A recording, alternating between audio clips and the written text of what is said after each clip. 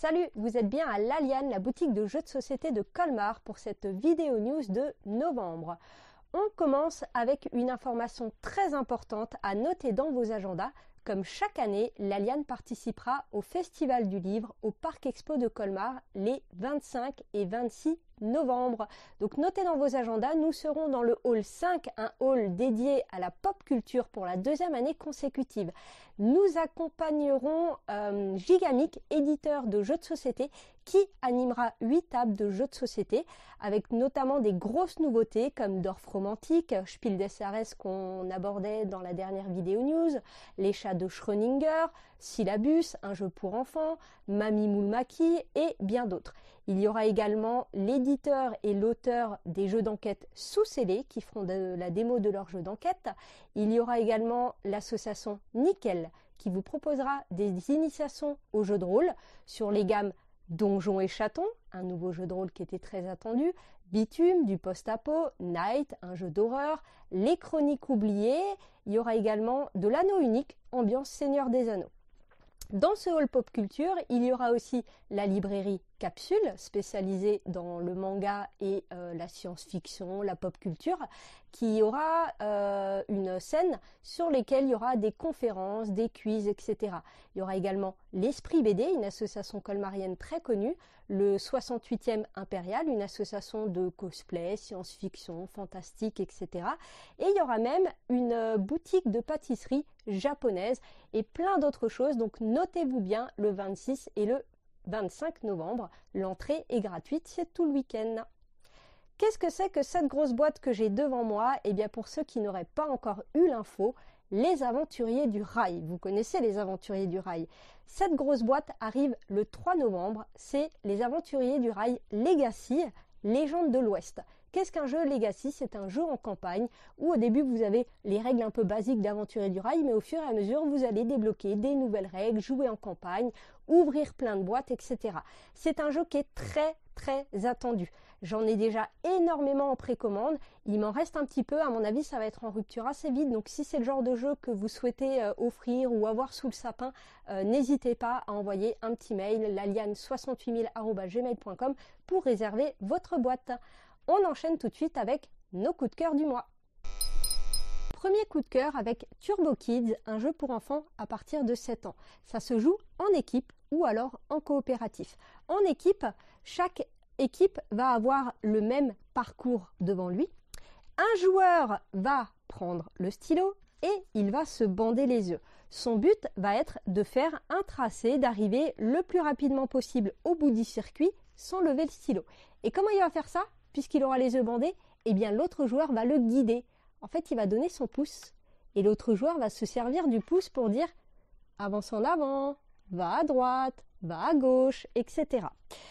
Vous avez plein de parcours qui vont introduire des nouvelles règles. Vous avez des tremplins où il va falloir soulever le stylo et le reposer plus loin.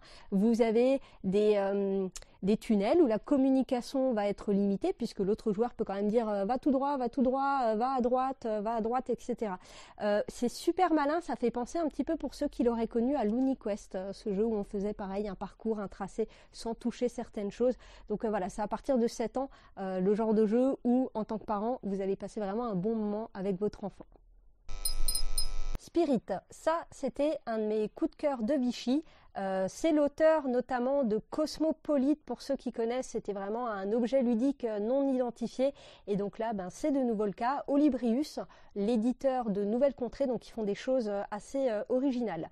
C'est un jeu coopératif où un joueur va incarner un esprit et les autres joueurs sont des médiums qui vont essayer de comprendre la dernière volonté de l'esprit. L'esprit aura donc pioché une dernière volonté. Par exemple, je voudrais terminer le dernier chapitre de mon livre avant de rejoindre l'au-delà. Cette carte-là, à la fin de la partie, sera mélangée avec d'autres cartes et les médiums, de par ce qu'ils auront compris, ils vont essayer de trouver quelle était la carte, la dernière volonté du joueur qui est l'esprit. L'esprit va donc se faire poser des questions par un joueur. Par exemple, quelle est la dernière chose que tu as vue avant de mourir? Par exemple, il pourrait se dire, comme il faut que j'indique un petit peu des choses avec cette histoire de livre que j'aimerais écrire, le dernier chapitre de mon livre, quelle est la dernière chose que j'ai vue avant de mourir? Un livre, par exemple. Du coup, il va devoir écrire livre, L-I-V-R-E. Sauf que les autres joueurs auront des espèces de contraintes. Par exemple, le I ne doit pas être pointé. Donc, tous les joueurs vont poser leurs doigts sur ce petit triangle sur la table de Ouija et on va tous essayer de suivre ce que l'esprit veut écrire. Donc, il veut nous écrire livre. Donc, L, ok, nous, on a un petit papier, on écrit. Sauf qu'à un moment, quand on va aller vers le I, il y a un autre joueur qui va peut-être faire squeezer le I parce que lui, sa contrainte, c'est que c'est pas de I. Et si ces contraintes ne sont pas réalisées, potentiellement, la partie ne sera pas gagnée. Donc, c'est un jeu qui est très malin. C'est une communication non verbale. Au fur et à mesure, on va jouer 3 fois. Et avec les 3 mots à la fin qu'on aura réussi à déchiffrer, parce que par exemple livre, s'il manque le I, ça va faire L-V-R-E, et il y aura peut-être d'autres contraintes, du genre il y a un H qui apparaîtra au milieu parce qu'un joueur devait faire apparaître un H quelque part. Donc il faudra essayer de comprendre ces mots et de comprendre quelle est la carte de l'esprit. C'est un jeu avec aussi un espèce de mode campagne. Quand vous avez réussi les premières parties, que vous êtes à l'aise, et vous allez ouvrir un paquet qui va vous rajouter, j'imagine, des nouvelles cartes contraintes, des nouvelles cartes pour l'esprit, mais aussi des nouveaux modes de jeu. Ça, c'est le genre de jeu qui est parfait pour vos soirées d'Halloween et pour vos soirées de Noël aussi, pour toutes vos soirées. En fait, Spirit, j'ai trouvé ça super original, super malin. C'est vraiment malin parce qu'on n'est pas sur du forcing, on suit, le triangle bouge, mais en même temps, vous sentez qu'il essaye d'aller à un endroit et que quelqu'un d'autre l'attire à un autre endroit. Ouais, Spirit, il y a une réelle proposition, un super objet ludique non identifié à avoir. SkyTeam, ça c'était mon deuxième coup de cœur à Vichy. C'est un jeu coopératif spécialement pour 2 joueurs. Un joueur qui sera le pilote et un autre qui sera le copilote. Et ensemble, nous allons devoir faire atterrir un avion. Il y a 4 choses pour faire atterrir cet avion.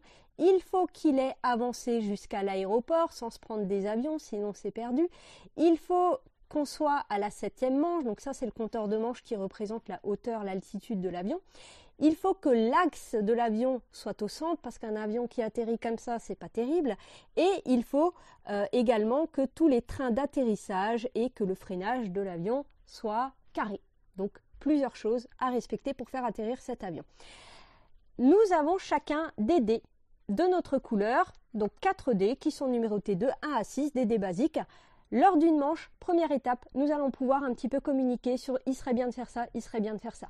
Une fois que ça c'est fait, on lance chacun les dés derrière notre paravent, donc l'autre joueur ne les voit plus, et interdiction de communiquer sur les valeurs des dés, ou ce serait bien que tu mettes un 6 là, etc.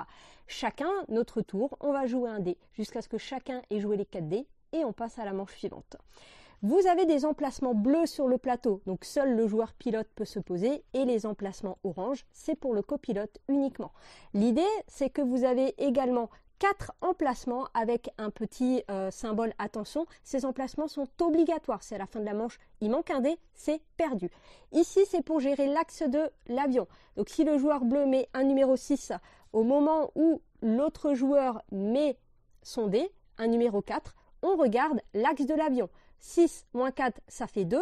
Du coup, du côté du bleu, puisque c'est le nombre le plus élevé, on va baisser l'axe de l'avion. Si on arrive à la croix rouge, l'avion s'est retourné. Donc il va falloir régulièrement faire un petit peu contrebalancer l'axe de l'avion. Ici, quand les 2 dés sont mis, on regarde la vitesse et on avance soit d'une case, soit d'aucune, soit de 2 cases, sachant qu'il y a intérêt à virer les avions, sinon il y a collision. Comment on vire les avions? Eh bien, vous avez des emplacements radio. Donc, si le joueur met un numéro 2 ici, on va compter une case, 2 cases, comme c'est un numéro 2, et il vire un avion. Ici, ça va être des numéros spécifiques pour sortir les trains d'atterrissage. Ici, ça va être pour gérer le freinage. On peut récupérer du café. Le café, c'est pratique pour pouvoir faire +1, -1 sur un dé. On peut récupérer des petites relances aussi. Bref, communication, mais j'adore parce que c'est un coopératif, mais c'est pas possible qu'il y ait un joueur qui prenne le lead sur l'autre joueur, puisque comme chacun joue ses dés, on peut pas se dire ce qu'on a comme dés. C'est un coopératif, vraiment communication un petit peu non verbale. Vous avez plein d'autres missions dans la boîte. Vous allez rajouter des nouveaux éléments de jeu, par exemple former un copilote stagiaire, gérer le vent, etc. Des missions qui vont être de plus en plus dures. Et pour les premières boîtes, alors j'en ai déjà pas mal qui sont partis parce que le jeu était quand même vachement attendu et que j'en avais déjà beaucoup parlé, mais j'ai encore pas mal de missions à offrir l'aéroport de Paris. Voilà, comme on est en France, ils ont fait un petit goodies spécialement pour nous les Français.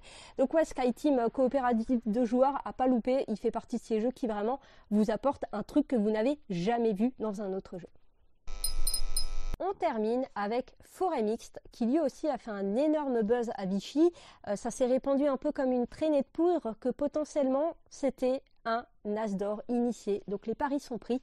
J'en ai déjà vendu beaucoup de boîtes. Ne tardez pas trop parce qu'à mon avis, j'en aurai plus à Noël malgré la quantité que j'ai pris. Et il n'y aura pas de nouveaux stocks avant Noël. Donc voilà, j'en ai déjà vendu beaucoup et les gens me disent que ouais, j'ai raison, c'est trop bien. Donc non, vraiment Forêt Mixte, c'est cool, ça se joue de 2 à 5. Si vous aimez les jeux style Wingspan, Earth, bah, vous êtes totalement le public. On est sur un thème très nature, très création d'écosystème, mais en soi, les règles de base sont hyper simples. Vous l'expliquez à des joueurs en 5-10 minutes. On va devoir créer un écosystème pour faire des points de victoire. Les points, c'est dès que vous avez des petits symboles blancs, ce sont des points de victoire. Vous allez mélanger 3 cartes hiver vers la fin du paquet et lorsque la 3e carte hiver est piochée, c'est terminé. Vous jouez chacun votre tour, à votre tour, une chose à faire parmi 2 possibilités. Soit vous piochez 2 cartes, soit vous jouez une carte.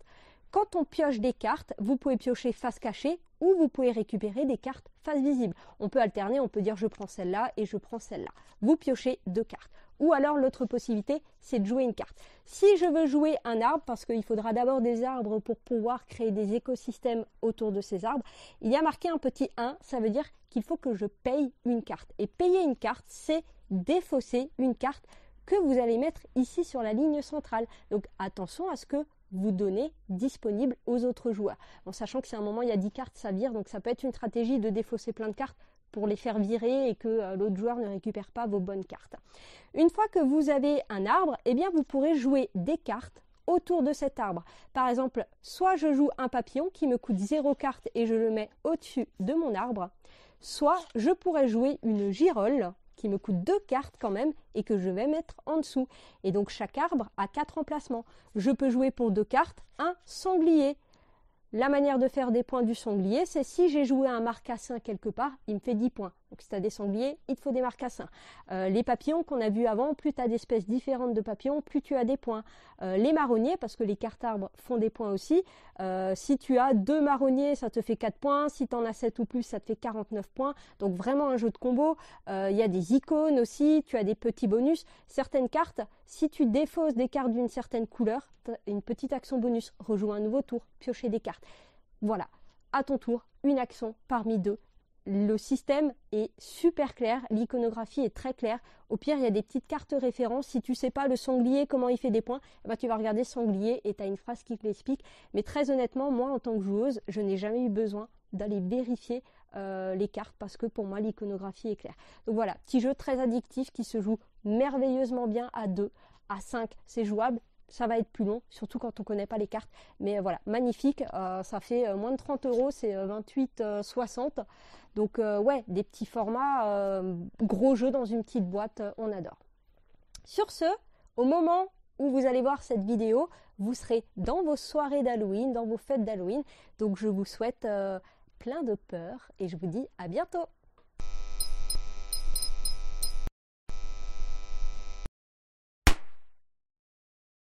Let's play! The interactive DVD board game Atmosphere, featuring a TV host who you must obey. I am the gatekeeper. It's fast, frightening fun in this race against time. Whose turn is it? Answer! Yes, my gatekeeper. Roll the dice. Take a key. It's trying to think. How cute! Face your greatest fear to win the game. You'll never play the same game twice. Lose yourself in Atmosphere tonight. Time's up!